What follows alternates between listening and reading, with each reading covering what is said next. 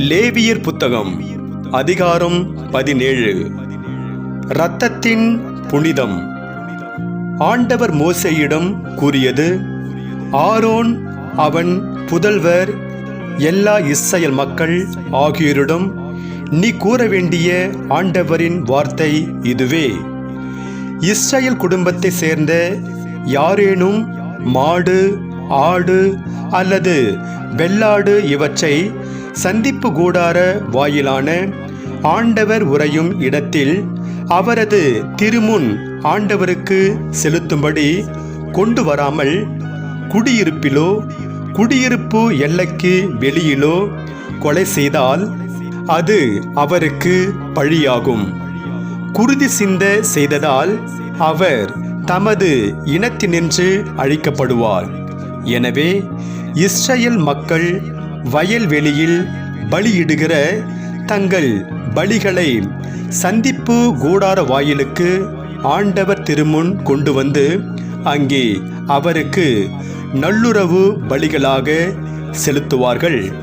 அங்கு குரு அந்த இரத்தத்தை சந்திப்பு கூடார வாயிலில் இருக்கும் ஆண்டவரின் பலிபீடத்தின் மேல் தெளித்து கொழுப்பை ஆண்டவருக்கு உகந்த நறுமணமாக எரிப்பார். அவர்கள் கள்ளத்தனமாய் பின்பற்றி வந்த பேய்களுக்கு இனி தங்கள் பலிகளை செலுத்தக்கூடாது.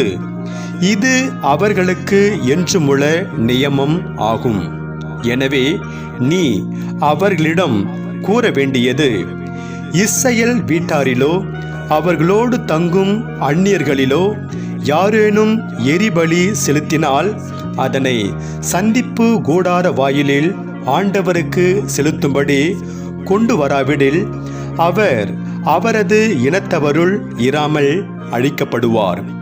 இஸ்ரவேல் குடும்பத்தாரிலும் உங்கள் நடுவே தங்கும் அந்நியரிலும் ஒருவர் குருதியை அருந்தினால் குருதி அருந்தியவருக்கு எதிராக நான் என் முகத்தை திருப்பி அந்த மக்களிடையே அவர் இராதபடி அழிப்பேன்.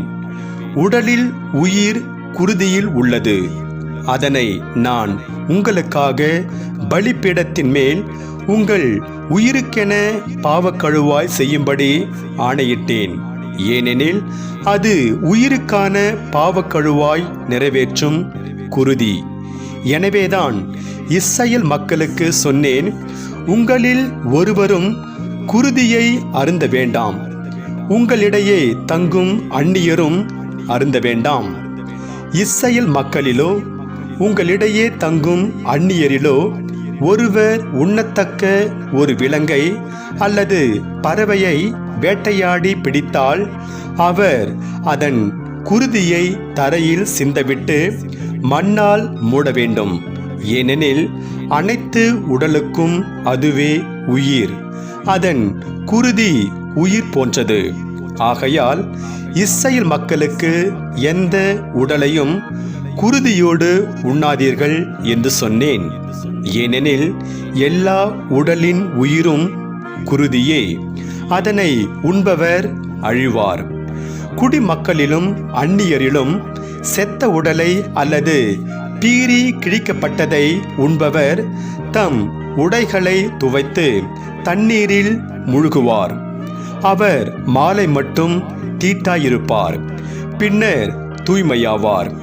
அவர் தம் உடைகளை துவைக்காமலும் தம் உடலை கழுவாமலும் இருந்தால் தம் குற்றத்தை தாமே சுமப்பார்.